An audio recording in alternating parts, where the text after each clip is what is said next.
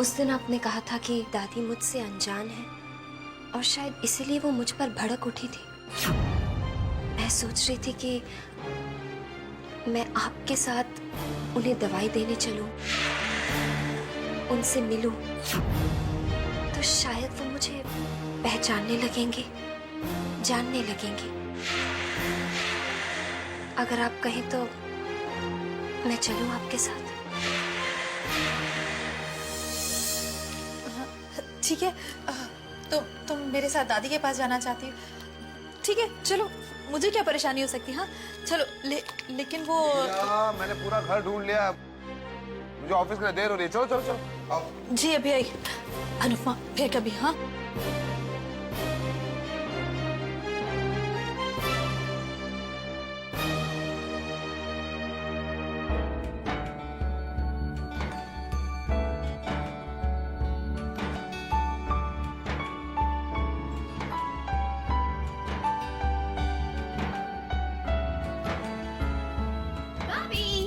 Cooking चल रही है और वो भी गाजर का हलवा।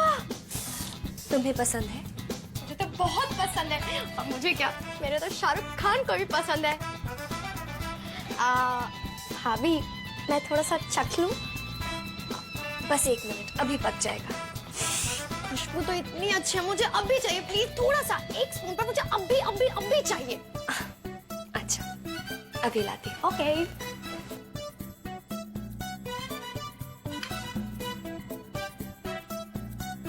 आराम से गर्म है। ओके। हाँ, ये तो बहुत टेस्टी है, बहुत टेस्टी है भाभी। काश ये गाजर का हलवा मैं अपने शाहरुख को खिला पाती। पहले तुम तो खा लो। पता है भाभी, इस घर में ना सबको गाजर का हलवा पसंद है। दक्ष भैया को पसंद है, बड़ी भाभी को पसंद है, दीदी को पसंद है, और धनंजय भैया को उनका पता नहीं, यहाँ तक कि दादी को भी पसंद है। I mean, पसंद था, अब तो वो दवाइयाँ ही खाती है। पता है वो बहुत मीठा खाती थी। आई एम नॉट श्योर, पर मुझे किसी ने बचपन में बताया था। दादी को? बहुत टेस्टी है, मैं खा के आती हूँ। हाँ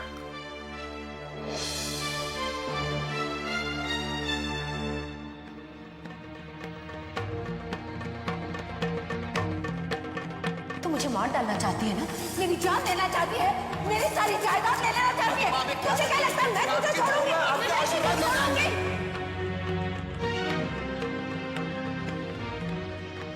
तू क्या मुझे मारेगी? मैं तेरी जान ले लूंगी। नहीं दादी माँ।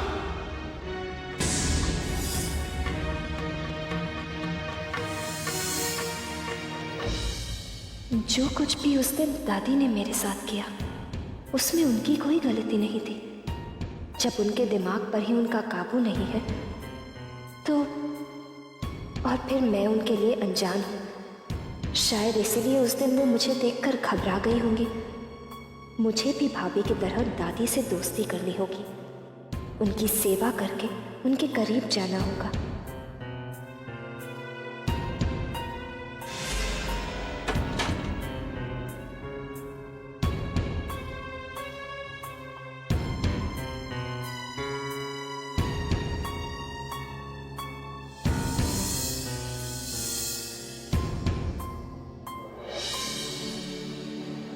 अनुपमा,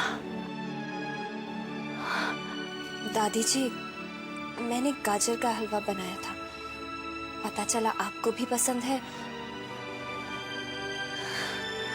अनुपमा, तू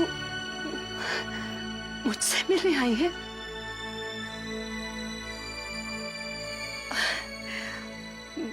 मुझे तो यकीन ही नहीं होता।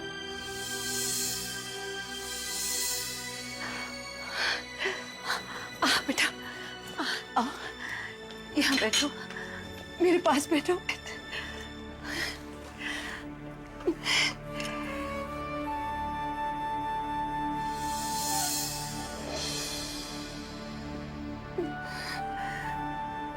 बहुत दर्द हो रहा होगा ना? जी नहीं। मैंने जो कुछ भी किया खुद से नहीं किया, मैं तो सपने में भी तुम्हें चोट नहीं पहुंचा सकती बेटा। कोई बात नहीं दादी जी, आप चख कर देखिए ना, बताइए कैसा बना है।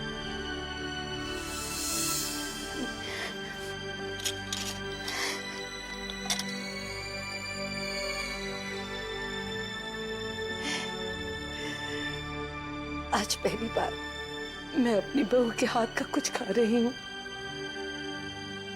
लेकिन मेरे पास शगुन देने के लिए कुछ भी नहीं है बेटा,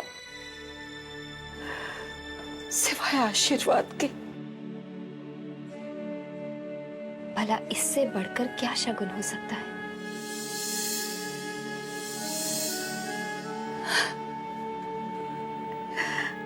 खुश रहो बेटा, खुश रहो, और भगवान तुम्हें शक्ति दे कि आने वाली मुसीबतों का तुम सामना कर सको। मतलब? तू नहीं जानती बेटा, न इस घर के राज, न इस घर के दुश्मनों को।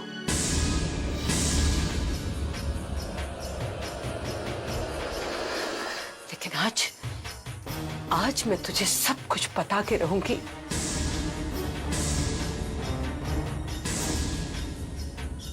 शायद भगवान ने तुझे इसीलिए मेरे पास भेजा है कि तू मेरा साथ दे सके।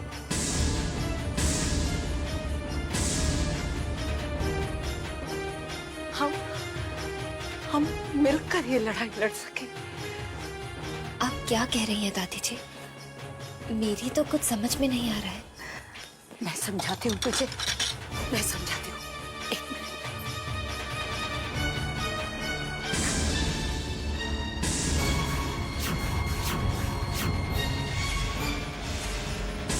अनुपमा,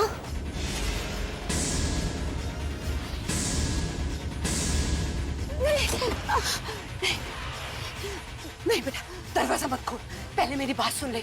आज मैं तुझे सच्चाई बताना चाहती हूँ। दादी दरवाजा खोलो। नहीं अनुपमा, नहीं खोलूंगी।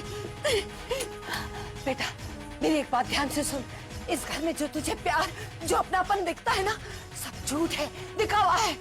राक्षस बसते हैं यहाँ पर, राक्षस।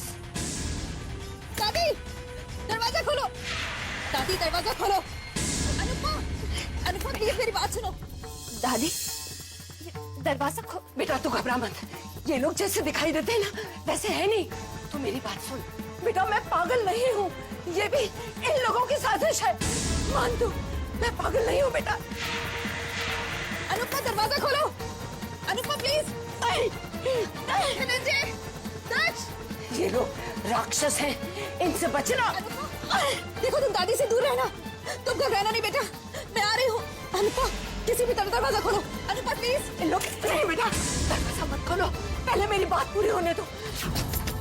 तू नहीं जानती बेटा, बड़ी मुश्किल से ये मौका आज आया है, अगर ये गवा दिया तो फिर ये मौका नहीं मिलेगा। तू मेरी पूरी बात सुन के जा बेटा। अनुपमा किसी भी तरह दरवाजा खोलो, अनुपमा प्लीज। नहीं, मैं नहीं खोलूंगी दरवाजा, नहीं। अनुपमा, मीरा, मीरा क्या हुआ? मीरा, अनुपमा मेरी बात सुने बगैर मत जाना बेटा, आज मैं उसे सच्चाई बता के रहूं। तुम ठीक तो हो ना? भाभी, भाभी दरवाजा खोलो, भाभी। दादी, दादी, दादी प्लीज, दादी। दादी, मीरा दरवाजा खोलो, मीरा। दादी कुछ मत करना मीरा को। भाभी, भाभी आप ठीक तो है ना भाभी? दादी अगर भाभी को कुछ हुआ ना तो मैं आपको कभी माफ नहीं करूंगा।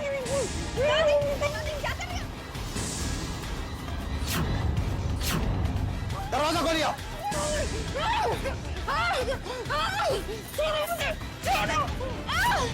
दादी छोड़िए भाभी को।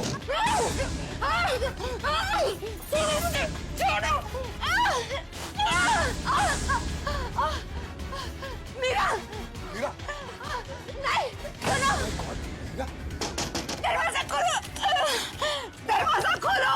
मीरा तुम ठीक तो हो ना? बिल्कुल ठीक हूँ। भाभी, भाभी ये खून कैसे भाभी?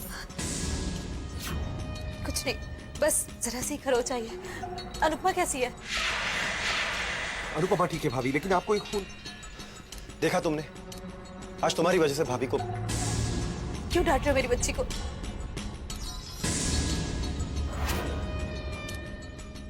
इसकी कोई गलती नहीं है, गलती इंसान से ही होती है ना। देखो अनुपमा, बस तुम एक वादा करो कि दोबारा तुम दादी के सामने कभी नहीं आओगी। बोलो अनुपमा, तुम फिर कभी इस कमरे में नहीं आओगी। वादा करो अनुपमा मुझसे। मैं वादा करती हूँ भाभी, आज से मैं वही करूंगी जो आप कहेंगी। मुझे माफ कर दीजिए।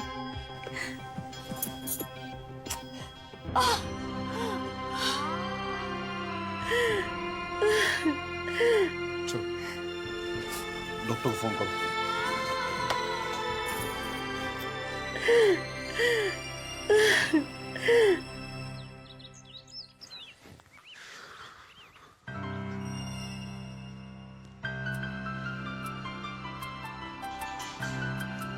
अरे कपड़े किसने प्रेस किए?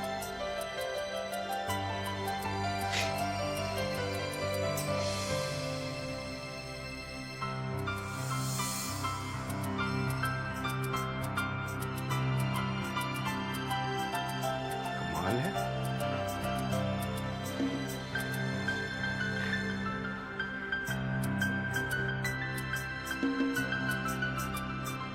वाह,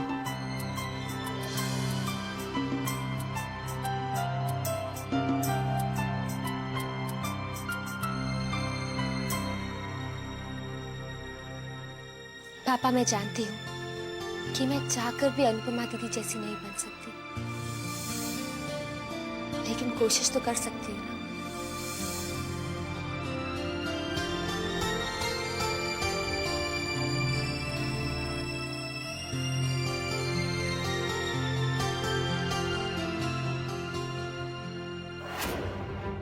इस पर तो दिन ब दिन अनु का रंग चढ़ता जा रहा है। माया, अगर तूने जल्द कुछ नहीं किया ना, तो तेरे और तेरी बेटी के बीच जो दरार है उसे घाई बनने में वक्त नहीं लगेगा। नेवले से दोस्ती इसलिए की थी कि हम सांप से बच जाएं, लेकिन ये नेवला हमारे जान का दुश्मन बन गया है। अनुपमा को इस घर में मैं सिर्फ इसलिए लेकर आया था कि वो हमारे मकसद को पूरा करे, लेकिन ये तो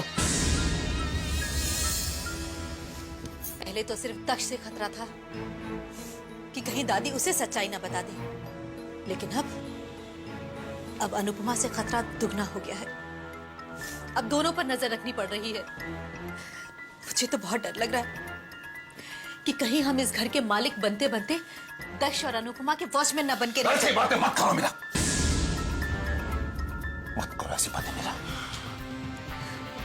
इस प्रॉपर्टी के लिए मैंने बहुत पसीना बहाया है, बहुत पसीना। और अगर हम इसी प्रॉपर्टी के लिए मुझे खून बहाना पड़े ना, तो मैं बहाऊंगा, खून की नदियां बहा दूंगा मैं, लेकिन इस प्रॉपर्टी को हासिल करके रहूंगा मैं एट एनी टाइम कॉस्ट। लेकिन कैसे? हर रोज इस घर में नई नई चीजें हो रही हैं। उन्हें देखकर तो उम्मीद कम ही लगती है। हर सुबह बस यही डर लेकर उठती हूँ कि आज कहीं कुछ गड़बड़ ना हो जाए। रात को जब खिड़की खड़कती है तो ऐसा लगता है अनुपमा और दक्ष कहीं दादी के कमरे में तो नहीं पहुंच गए। मेरे तो समझ में नहीं आ रहा है कि मैं क्या करूं। ये क्या और कैसे ने तो मेरे हाथ बांध रखे हैं मीरा, मेरे हाथ बांध रखे हैं। तो मेरा बस चले ना, उस दादी के लिए तो मैं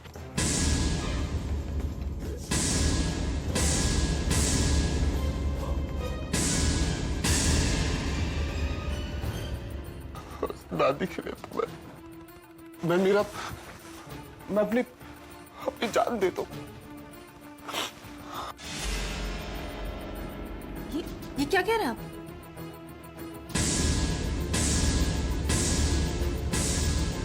अगर अपनी जान दे दो, मुझे अपनी पहली वाली दादी मिल जाए ना, हंसती खेलती वाली दादी, मैं कुछ भी कर जाऊं।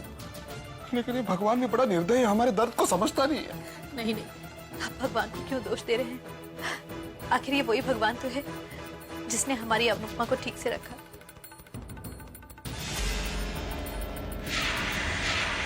अगर आज उसे कुछ हो जाता तो? अरे अनुपमा, मुझे माफ कर दीजिए, माफ कर दीजिए मुझे।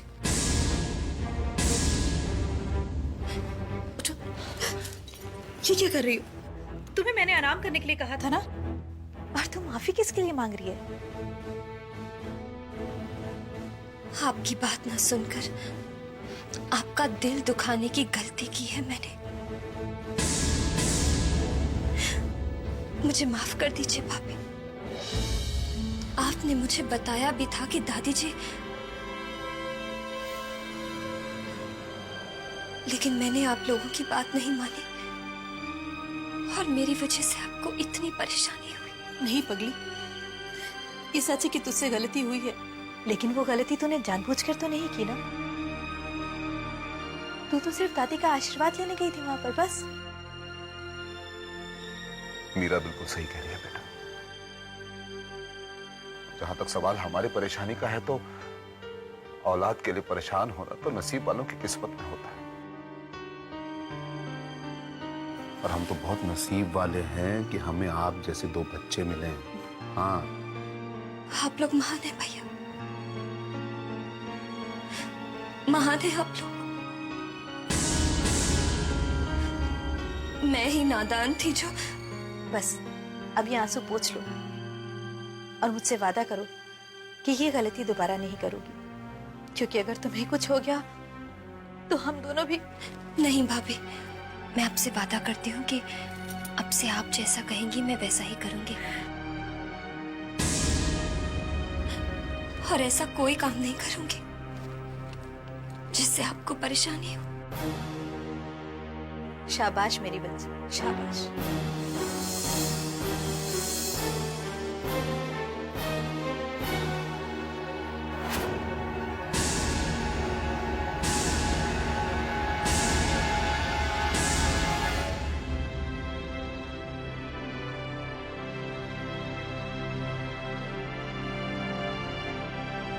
मैंने भैया भाभी से तो माफी मांग ली है, पर जब तक आप मुझे माफ नहीं करेंगे मेरी माफी अधूरी रह जाएगी।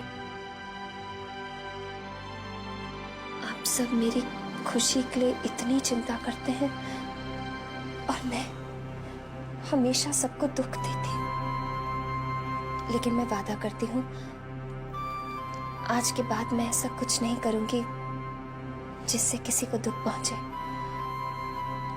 बस आप मुझसे नाराज। अनु, देखो, भाभी ने बहुत दुख सहे हैं दादी की वजह से, और मैं नहीं चाहता कि उन्हें और दुख दें। मैं बस इतना ही कहूंगा कि भाभी जैसा चाहती है तुम वैसा ही करना, और प्लीज प्लीज दादी से दूर रहना। मुझे बिल्कुल अच्छा नहीं लगता जब वो तुम्हें।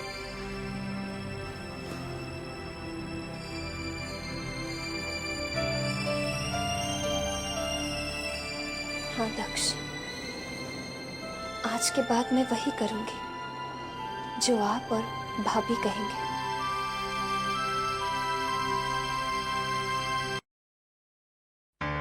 वकील साहब, कुछ ऐसा नहीं हो सकता कि ये सारी प्रॉपर्टी जैसे हैं वैसे ही रहे और अनुपमा के नाम पे ट्रांसफर करने के बजाय सीधा 1 साल बाद हम दक्ष के नाम पे ट्रांसफर करते? No, it's not possible Mister Singhania. कानून के कुछ अपने तरीके होते हैं, कानून अपने तरीके से ही काम करता है, नो शॉर्टकट्स। और फिर प्रॉपर्टी दक्ष के नाम रहे या अनुपमा के नाम, आखिर वो भी आपके घर का ही हिस्सा है ना। सो तो है, सो तो है। क्या फर्क पड़ता है? कोई फर्क नहीं पड़ता। फर्क तो पड़ता है वकील साहब, क्योंकि पैसा ऐसी चीज है जो अपनों तक को पराया कर देती है। और फिर अनुपमा तो वैसे ही पराई है। अगर कल को भूल से भी उसके मन में लालच आ गया तो हमारी जिंदगी की मेहनत। लेकिन ये आप नहीं समझ सकते, और हमारी मजबूरी ये है कि हम आपको चाहकर भी नहीं बता सकते। अब ये खतरा तो हमें उठाना ही पड़ेगा। लेकिन अनुपमा है कहाँ? लो आ गई अनुपमा, आओ बेटा। अरे अनुपमा, आओ आओ आओ अनुपमा, इधर आओ। बड़ी लंबी उम्र है तुम्हारी। अभी तुम्हारी ही बातें कर रहे थे हम लोग। हेलो अनुपमा, मेरा नाम कबीर रॉय है। आई एम ए लॉयर जो 20 साल से आपकी अमानत आपको सौंपने के लिए आपका इंतजार कर रहा हूँ। ये लीजिए। जी, ये इसमें आपके पति मिस्टर दक्ष के दादाजी की वसीयत है,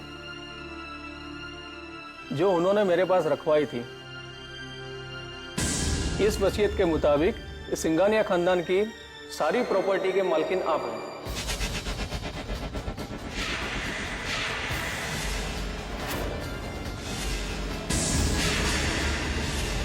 में आपके पति मिस्टर दक्ष के दादाजी की वसीयत है। इस वसीयत के मुताबिक सिंघानिया खानदान की सारी प्रॉपर्टी के मालकिन आप हैं।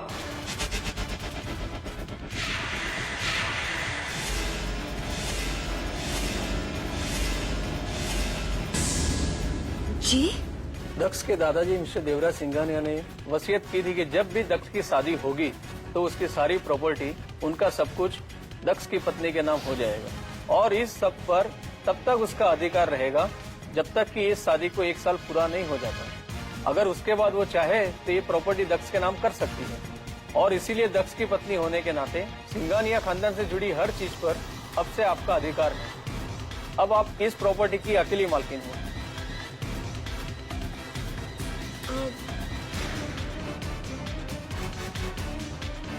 क्या ऐसा नहीं हो सकता कि ये सब मैं दक्ष के नाम अभी कर दूं? No Mrs Singhania, it is not possible. 1 साल तक आप किसी और के नाम पे ट्रांसफर नहीं कर पाएंगे। 1 साल के बाद अगर आप चाहे तो आपके पति के नाम हो सकता है, वो भी अगर आप चाहे तो। बेटा, वकील साहब बिल्कुल ठीक कह रहे हैं कि हमारे दादाजी की आखिरी ख्वाहिश थी जिसे तुम्हें पूरा करना है। साइन कर। आप इन पेपर्स पे साइन कर दीजिए। लो बेटा।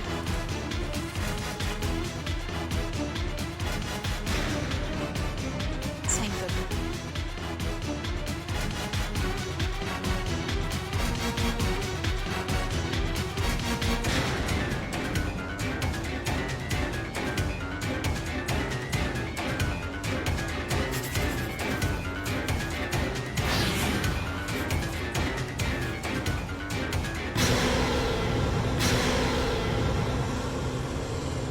एक कॉपी आपके लिए, आप संभाल के रखिएगा।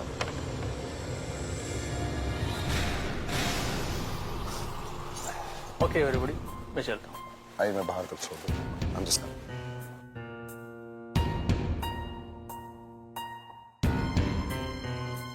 क्या बात है अनुपमा, लोग तो सब कुछ छिन जाने पर परेशान होते हैं और तुम इतना सब कुछ मिल जाने के बाद परेशान हो रही हो? नहीं भाभी, वो बात नहीं है। ये सब दक्ष और धनंजय भैया का है। इसे आप ही संभालिए ना।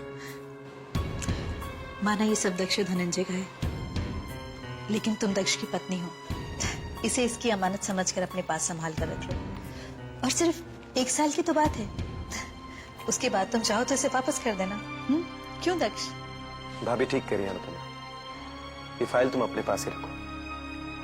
देखो, दादाजी ने जो फैसला लिया था वो कुछ सोच समझ कर लिया होगा और हमारा ये फर्ज बनता है कि उनके इस फैसले की रिस्पेक्ट करें। सो ये पेपर्स तुम अपने पास ही रखो।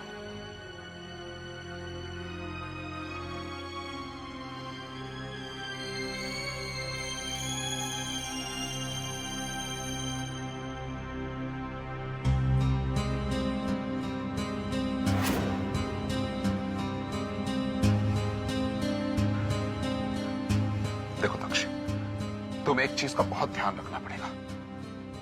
इस 1 साल में अगर तुम दोनों के रिश्ते बिगड़ते हैं या अनुपमा को कुछ हो जाता है तो ये सारी की सारी प्रॉपर्टी हमें नहीं बल्कि ट्रस्ट को बचाएगी और हमारे हाथ कुछ नहीं आएगा दक्ष। Do understand that? इनके कहने का मतलब ये है कि अनुपमा के पति होने के नाते तुम्हारी जिम्मेदारी बनती है कि तुम अनुपमा का ख्याल रखो और इस खानदान के पोते और अपने दादाजी की खून पसीने और मेहनत से बनाई गई प्रॉपर्टी का ख्याल रखना भी तुम्हारी जिम्मेदारी है। अब तक हम दोनों से जो कुछ हो सकता था हमने किया कि तुम्हें तुम्हारी अमानत मिल जाए, लेकिन अब सब कुछ तुम पर है। देखो दक्ष, तुम ऐसा कोई काम मत करना जिससे हमारे खानदान की प्रॉपर्टी किसी गलत हाथों में जाए। तुम समझ रहे हो ना? समझ रहा हूँ भाभी, समझ रहा हूँ।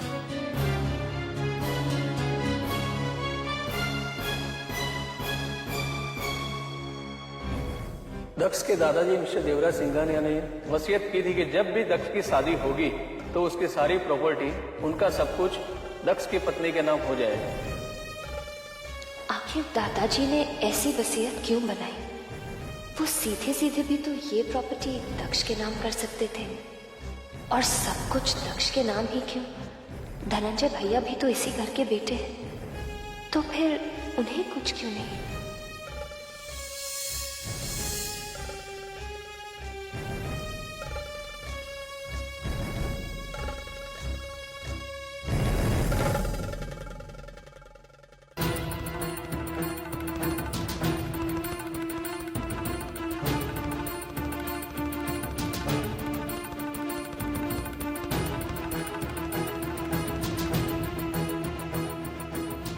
देवराज सिंघानिया?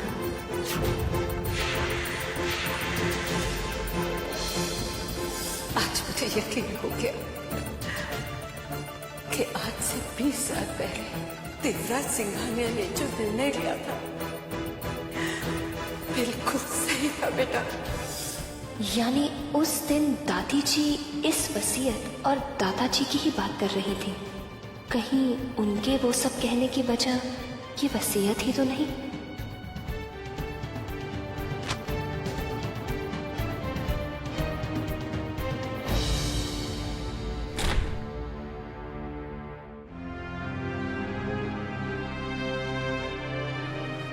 माँ जी दवा पी लीजिए। आज वो मेरी नर्स मीरा नहीं आई? घर पर कोई वकील साहब आए हैं, सब उन्हीं के साथ बैठे हैं। मीरा मैडम भी वहीं बैठी हैं। वकील? समझिए, जरूर वकील वसीयत लेकर आया होगा। यानी आज सब कुछ अन्नू के नाम हो जाएगा। इसका मतलब है आज के बाद अन्नू के लिए खतरा और भी बढ़ जाएगा। हे भगवान, मेरी बच्ची की रक्षा करना। वो उन राक्षसों की सच्चाई से अनजान है। मुझे मीरा की इसी सच्चाई को अनुपमा के सामने लाना है, लेकिन कैसे? कैसे करूं प्रभु, कैसे?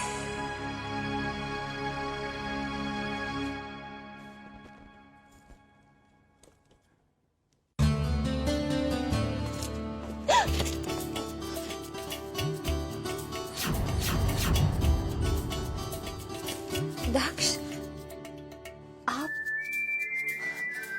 आपने तो मेरी जान ही निकाल दी थी। जान तो हम खुद आपके कदमों में लिए बैठे, बस आपके हुक्म का इंतजार है। जब आप कहेंगी हाजिर कर दें। ये आप क्या कर रहे हैं? प्लीज उठिए ना। आपके सामने सर झुकाए बैठे हैं। और पहले तो आप सिर्फ हमारे दिल की मलिका थे, लेकिन अब इस पूरे सिंघानिया साम्राज्य की अकेली मलिका है। आप सिर्फ हुक्म कीजिए और हम उसे बजा देंगे।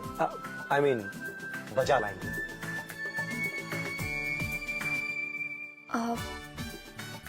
मेरा पहला हुक्म ये है कि आप वहां जाकर बैठ जाइए। Okay, how sweet of you. गुलाम को सीट ऑफर किया जाता। Thank you so much. लेकिन बंदा आपकी खिदमत में हाजिर है मलिका। बताइए, आपका दूसरा हुक्म क्या है? दूसरा हुक्म ये है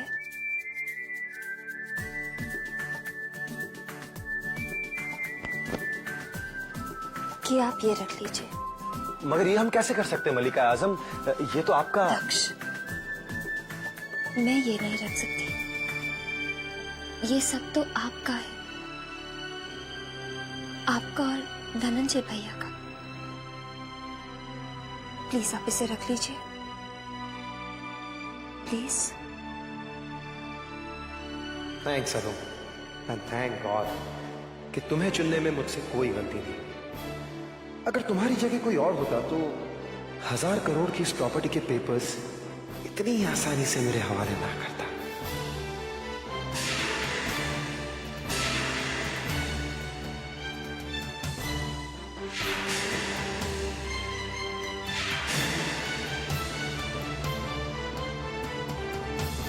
एक बात पूछूं दक्ष, दादाजी ने ये वसीयत आपके और धनंजय भैया के नाम क्यों नहीं की?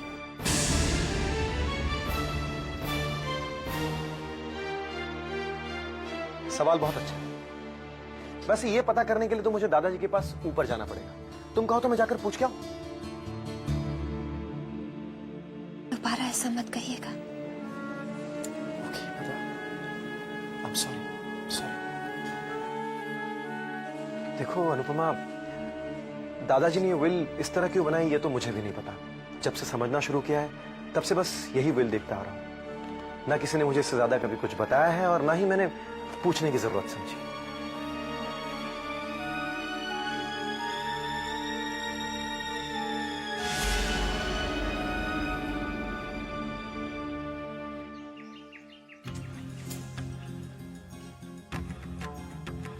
ओ माया पुत्र, ओ ये क्या कर रही है तू? हैं? अरे माँ, मेरी बेटी मेरे हाथों से निकली जा रही है और मैं कुछ नहीं कर पा रही। हाय हाय, इतनी सी बात। ओए पुत्र, तेरी इस प्रॉब्लम का ना सलूशन है मेरे पास। ना झूठ ना बुलाए। अच्छा, हाँ? तो जल्दी से बता। ना ना, ऐसे नहीं बताने वाली। पहले रिश्वत दे मुझे, ब्रैब ब्रैब। अरे माँ बताओ तो सही। अच्छा ठीक है, पहले बोल मैं बहुत स्मार्ट हूँ। अरे माँ चलो ठीक है, मैं हूँ बहुत स्मार्ट। तू नहीं, तेरी माँ, मैं कांता, मैं बड़ी स्मार्ट हूँ। माँ तुम बहुत स्मार्ट हो। Thank you. अब बताओ। ना ना अभी नहीं, अब तू बोल माया की माया थल्ले और कांता की कांताई पल्ले पल्ले। बोल। माँ तुम मेरी माँ हर लिहाज में तुम मुझसे बहुत ज्यादा इंटेलिजेंट, मुझसे बहुत ज्यादा स्मार्ट हो। ओके? ना ना not okay, repeat repeat. Carrot. ओए होए ना, एनी खाम इरिटेट हो रही है माया पुत्र। सुन, मैंने ना अपने रितमा पुत्र के लिए कमाल का रिश्ता ढूंढिया है।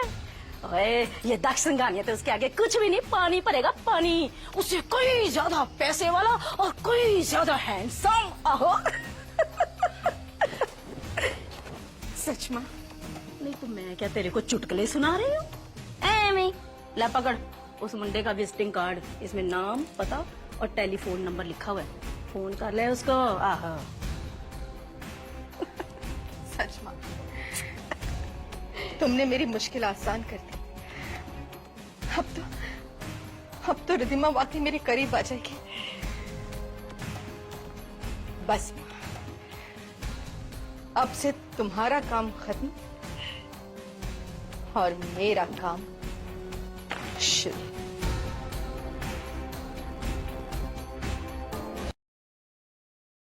मैं कुछ नहीं जानता, कल सुबह एक कंसाइनमेंट किसी भी हालत में डिस्पैच हो जानी चाहिए। Okay, that's final.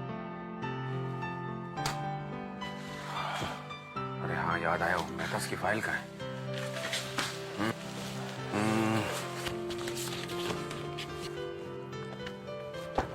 ये क्या हो रहा है? जब से अन्नू इस ऑफिस से चली गई है ऐसा लगता है कि ऑफिस का डिसिप्लिन ही चला गया है। अरे भैया, मेहतास की फाइल कहाँ है भाई?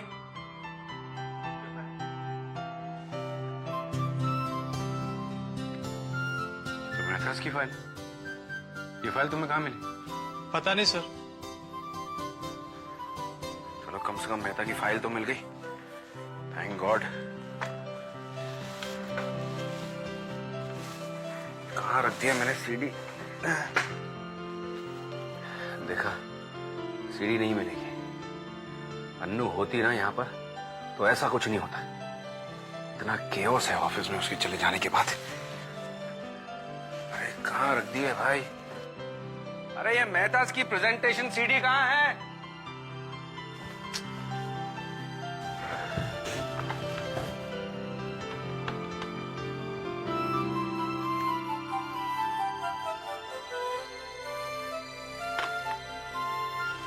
क्या हो रहा है भाई?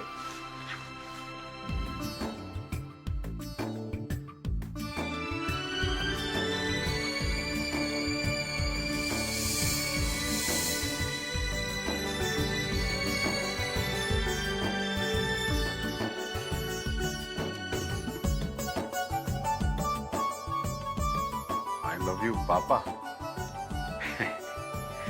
अनु बेटा,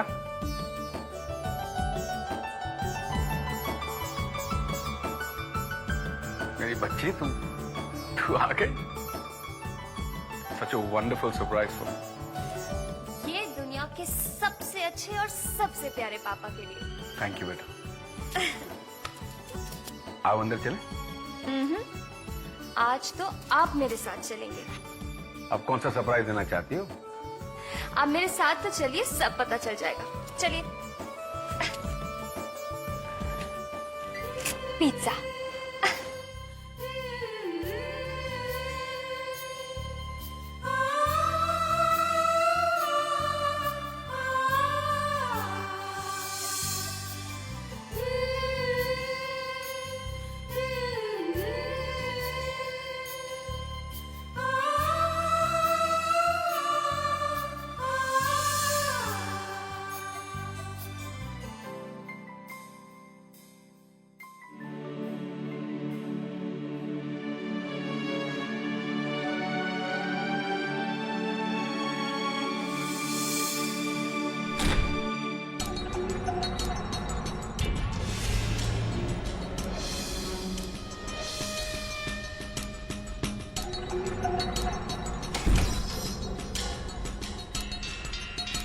क्या बात है, आज बड़ा मुस्कुरा रही है।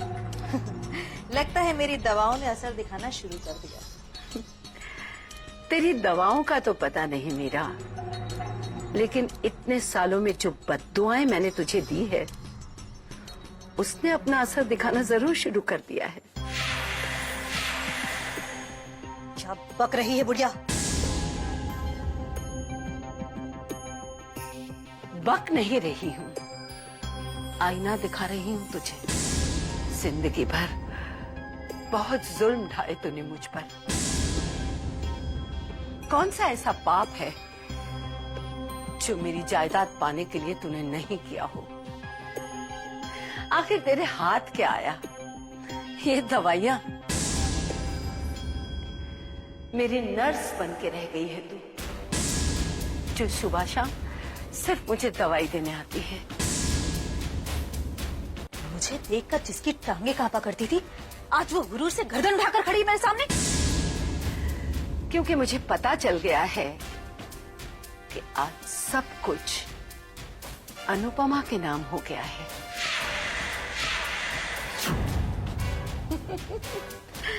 ये बंगला, ये दौलत, सब कुछ अनुपमा के नाम हो गया है, सब कुछ। अब तू और तेरा वो पति अपनी छोटी से छोटी जरूरत के लिए अनुपमा के मोहताज नजर आओगे। क्या कह रही है तू? हाँ? गया गया मीरा, सब कुछ गया, सब कुछ। ये मेरा श्राप था तुझे, जो पूरा होके रहेगा। ऐसा कुछ भी नहीं होगा। सुना तूने? ऐसा कुछ भी नहीं होगा। तेरा कोई भी श्राप, तेरी कोई भी बद्दुआ मेरा रास्ता नहीं रोक सकती। माना माना आज सब कुछ अनुपमा के नाम हो गया है, तो क्या हुआ? खजाने की चाबी तो वो चौकीदार के पास भी होती है। इसका ये मतलब तो नहीं कि वो राजा बन गया। तुझे पता नहीं है शायद बुढ़िया, कि ठीक 1 साल के बाद ये सारी जायदाद अनुपमा को दक्ष को वापस करनी पड़ेगी, और तब दक्ष की लगाम मेरे हाथों में है। आज लगाम भले ही तेरे हाथों में हो, लेकिन अगर कहीं दिल अनुपमा की तरफ मुड़ गया तो तेरी ये लगाम तेरे हाथ में धरी रह जाएगी और दक्ष आजाद हो जाएगा। अनु दक्ष की पत्नी है, और इस रिश्ते की ताकत का तुझे अंदाजा नहीं है। लगाम खींचती रह जाएगी।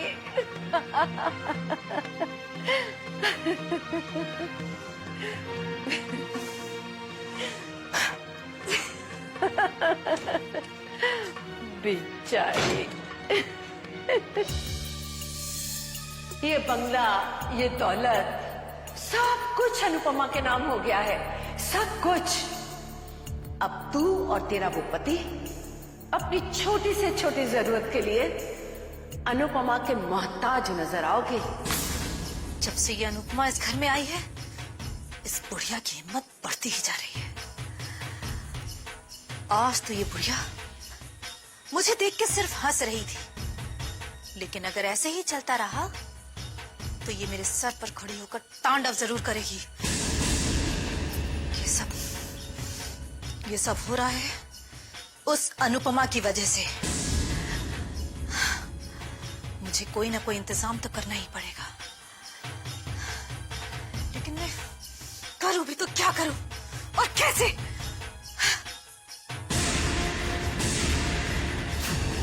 साफ करो एंड ब्रश योर टीथ। ये स्टिकी स्टिकी हो जाता है ना।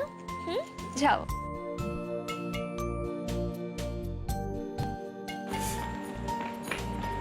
भाभी,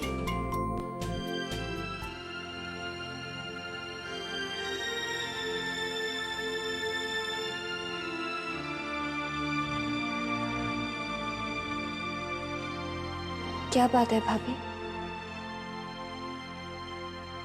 मैं जानती हूँ अनुपमा कि इस घर में आने के बाद कई बातें तुम्हें परेशान करती होंगी। इस घर से जुड़े कई अधूरे सच तुम्हारे मन में सवाल पैदा करते होंगे,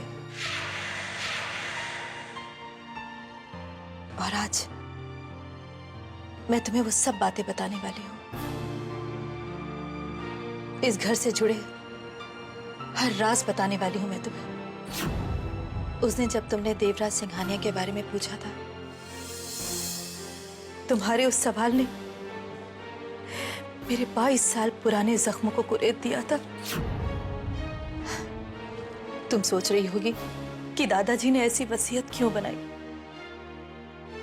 उन्होंने ये सारी जायदाद हम में से किसी के नाम नहीं करके बल्कि उस लड़की के नाम कर दी जो बरसों बाद दक्ष की पत्नी बनकर इस घर में आने वाली थी, क्योंकि वो अच्छी तरह से ये भी जानते थे कि इस घर में कोई ऐसा शख्स भी है जिसके लिए दौलत सब कुछ है, रिश्ते और नाते कोई मायने नहीं रखते, और वो शख्स इस दौलत को पाने के लिए किसी भी हद तक जा सकता है। और अनुपमा, तुम जानती हो कि वो शख्स कौन है? वो और कोई नहीं बल्कि हमारी दादी है।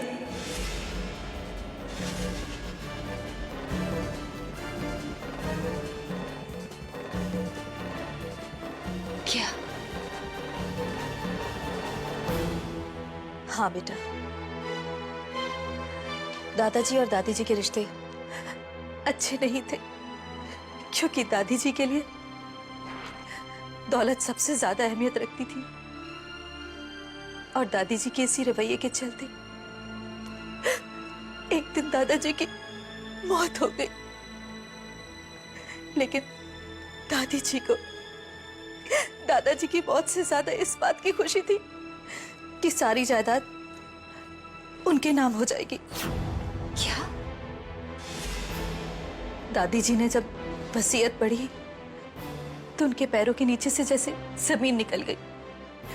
उनकी सारी उम्मीदों पर पानी पड़ गया, क्योंकि दादाजी ने सारी प्रॉपर्टी उस लड़की के नाम कर दी थी जो दक्ष की पत्नी बनकर इस घर में आने वाली थी।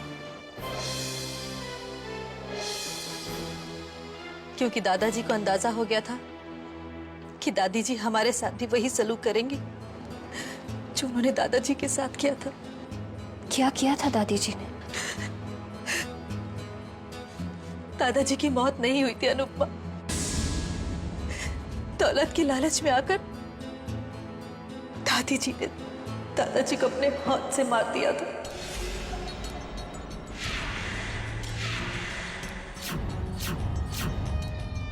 क्या? लेकिन भाभी, आपको ये पता कैसे चला? घर के एक पुराने नौकर ने मरते वक्त मुझे ये सब बताया था। उसके बाद दादी ने सारी प्रॉपर्टी अपने नाम करने की बहुत कोशिश की, लेकिन मैंने और तुम्हारे भैया ने ऐसा नहीं होने दिया, क्योंकि हमने कसम खाई थी कि जब तक दक्ष बड़ा नहीं हो जाता, कुछ भी करके हम दक्ष के साथ नाइंसाफी नहीं होने देंगे। उसके बाद दादी के जुल्म बढ़ने लगे, इतने ज्यादा हो गए कि मेरा बच्चा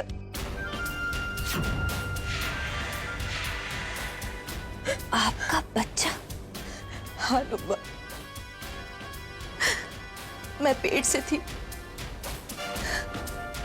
और पहले बच्चे के आने की खुशी में तुम्हारे भैया और मेरे पैर जमीन पर नहीं पड़ रहे थे, लेकिन दादी जी, उन्होंने तो जैसे मुझसे हर खुशी छीनने की कसम से खा ली थी। मेरी उस हालत में दादी ने मुझे सीढ़ियों से ढकेल दिया और मेरा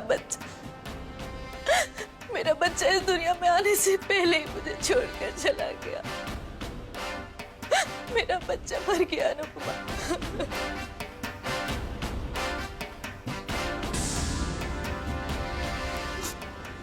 भाभी, हाँ अनुपमा, उसके बाद मैंने कसम खाई कि मैं हमेशा दक्ष की ढाल बनकर खड़ी रहूंगी, और उस कसम को निभाने के लिए मैं फिर कभी मां नहीं बनी।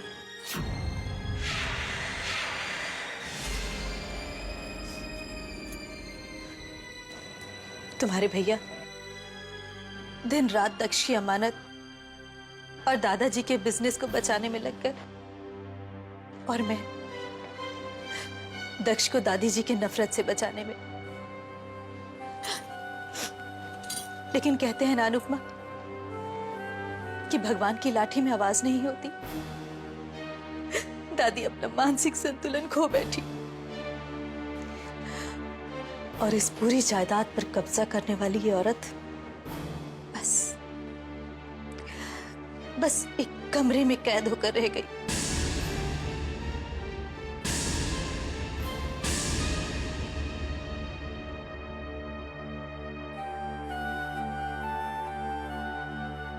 उसके बाद दादी बेबस, लाचार और बेसहारा मेरे रहमो करम पर थी। मैं चाहती तो उनके साथ कुछ भी कर सकती थी, अपने पर किए गए जुल्मों का बदला ले सकती थी, लेकिन मैंने ऐसा नहीं किया। मेरे संस्कारों ने मुझे रोक दिया। आखिर जो भी था वो हमारी दादी थी। सब कुछ भूलकर हम उनकी सेवा करते रहे, ये सोचकर कि शायद उन्हें कभी अपने किए का पछतावा होगा। एक दिन तो वो हमें अपनाएंगी, लेकिन आज तक वो दिन नहीं आया। आज भी उनके दिल में हमारे लिए नफरत वैसी की वैसी ही है। आज भी वो हमें अपना दुश्मन समझती है। भाभी, संभालिए अपने आप को।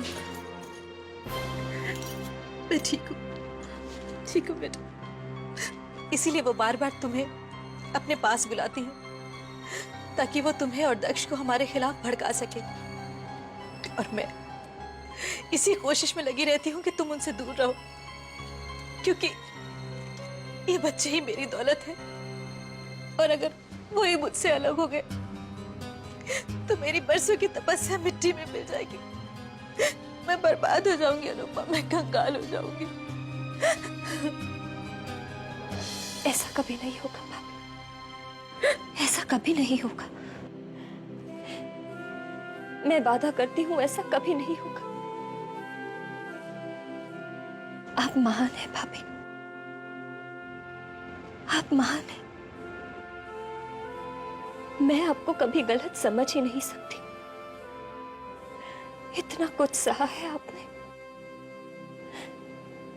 मैं तो जानती ही नहीं थी कि दादी के भोले और लाचार चेहरे के पीछे का सच इतना काला होगा। आज के बाद मैं उनका मुंह भी नहीं देखूंगी। नफरत करती हूं मैं उनसे, नफरत।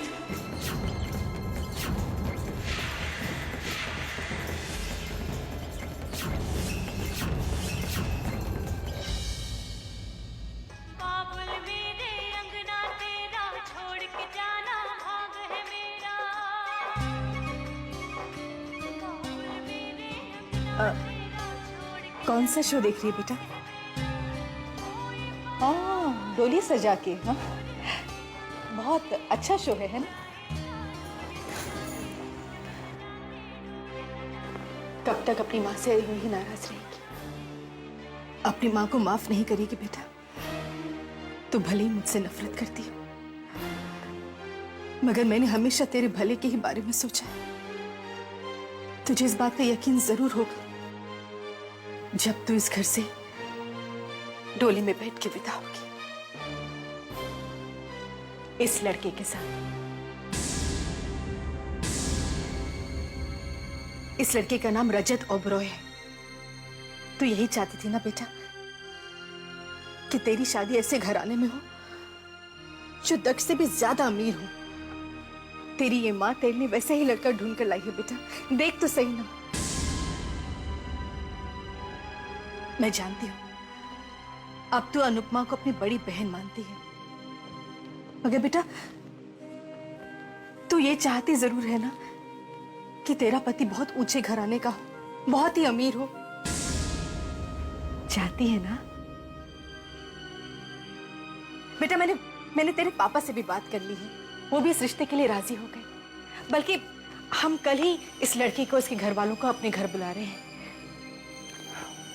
अपनी माँ से नाराजगी छोड़ दे रिद्धिमा, एक मौका दे। तेरी ये माँ सब ठीक कर देगी, सब ठीक कर देगी।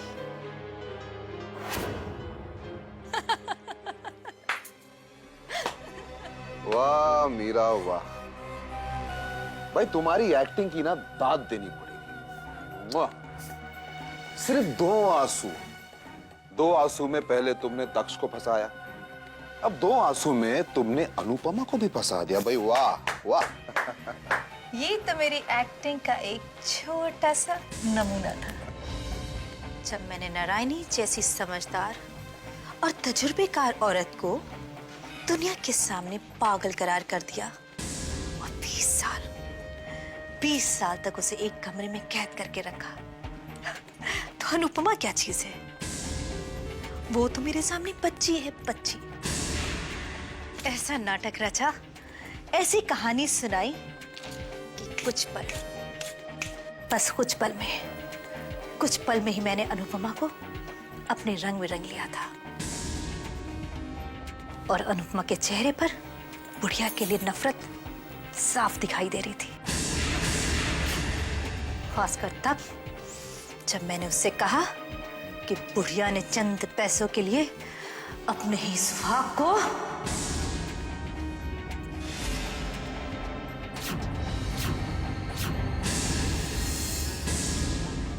क्या बात करी हो मीरा? सच? हाँ, सिर्फ 2 सेकंड लगे मुझे उसकी हमदर्दी को नफरत में बदलने के लिए। देखो, अब तक सब कुछ हमारे प्लान के मुताबिक हो रहा है, जैसे हमने सोचा था बिल्कुल वैसे। जहां तक इस लड़की का सवाल है, हमें एकदम चौकन्ना रहना होगा मीरा, एकदम सतर्क। देखो, दक्ष तो पूरा दिन घर पे रहता नहीं, कहीं दादी ने उससे अकेले में मिलकर कुछ कह दिया तो? अगर वो हमारी बातों में आ सकती है तो दादी के बातों में आने के लिए उसे 2 सेकंड लगे हैं, और अगर वो आ गई तो सब कुछ खत्म हो जाएगा। हमारे सपने, हमारा लक्ष्य, सब कुछ। नहीं, मैं ऐसा कभी नहीं होने दूंगी, क्योंकि हमारे पास एक ऐसा प्लान है कि जिससे साफ जाहिर हो जाएगा कि अनुपमा दादी के खिलाफ है। और हमारे पीछे भी वो दादी की बातों में नहीं आएगी।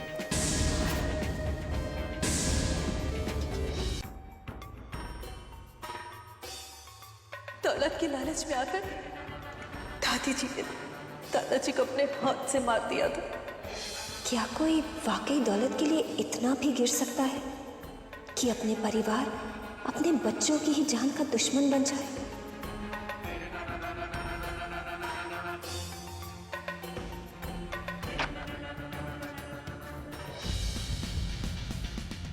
ओ, आप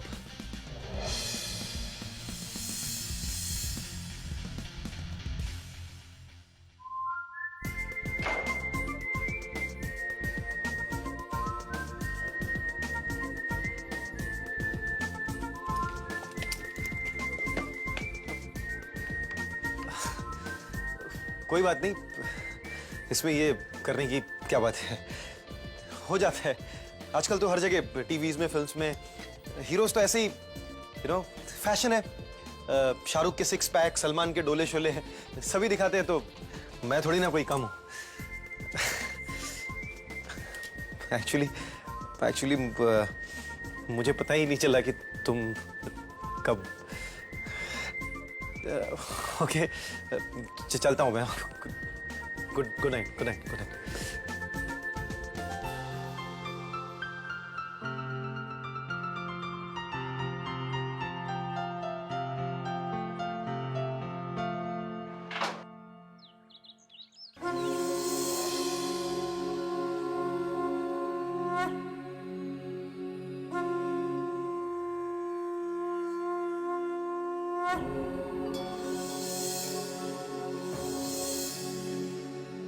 हे देवी माँ, आपने हमेशा मेरी प्रार्थनाओं को सुना है, उन्हें पूरा किया है। आज भी मैं आपसे कुछ मांगना चाहती हूँ। अपने इस घर के लिए मैं चाहती हूँ कि दादाजी जहाँ भी हो, उनकी आत्मा को शांति मिले। इस घर में जो कुछ भी हुआ, मीरा भाभी और भैया ने जितने भी दुख सहे, उनके लिए तो मैं कुछ नहीं कर सकती, लेकिन मैं चाहती हूँ कि आप मुझे इतनी शक्ति दें कि मैं एक बेटी बनकर उनकी सेवा कर पाऊँ। अगर मैं उनके दिलों में थोड़ी भी जगह बना सकूँ, तो मुझे लगेगा कि आपने मेरी पूजा स्वीकार कर ली।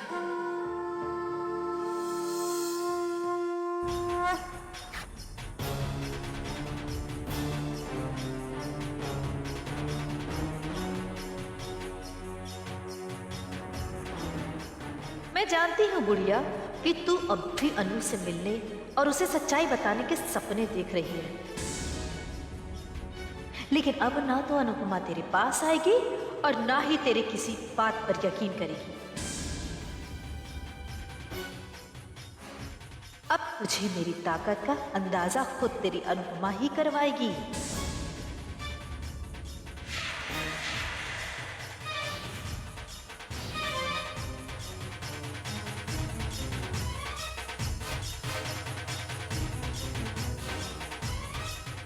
रामू, संजय, मदन। जी मैडम। जी मैडम।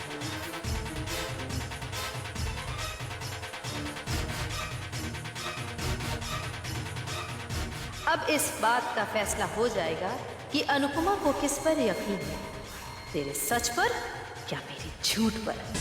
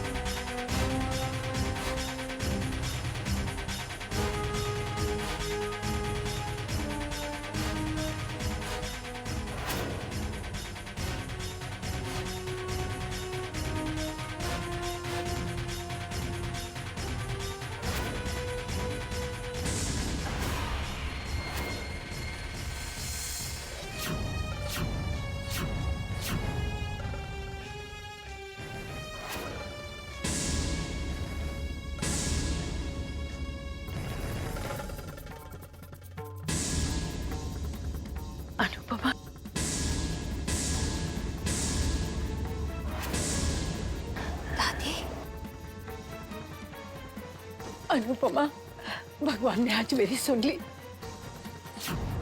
उस दिन मीरा के आने से जो बात अधूरी रह गई थी, वो सच्चाई मैं तुझे बताती हूँ।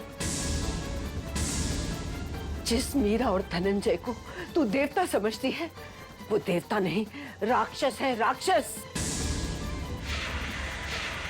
जिन्होंने मुझसे मेरी जिंदगी के 22 साल छीन लिए, वो भी एक घिनौना मकसद पूरा करने के लिए। जानती हो वो मकसद क्या है? बस कीजिए दादी।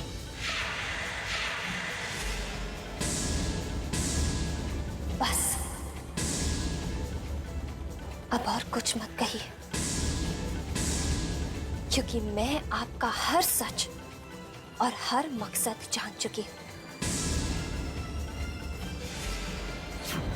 इस घर के हर चेहरे के पीछे छिपे सच को मैं देख चुकी हूं। आइंदा से आप मेरा रास्ता रोकने की कोशिश मत करना।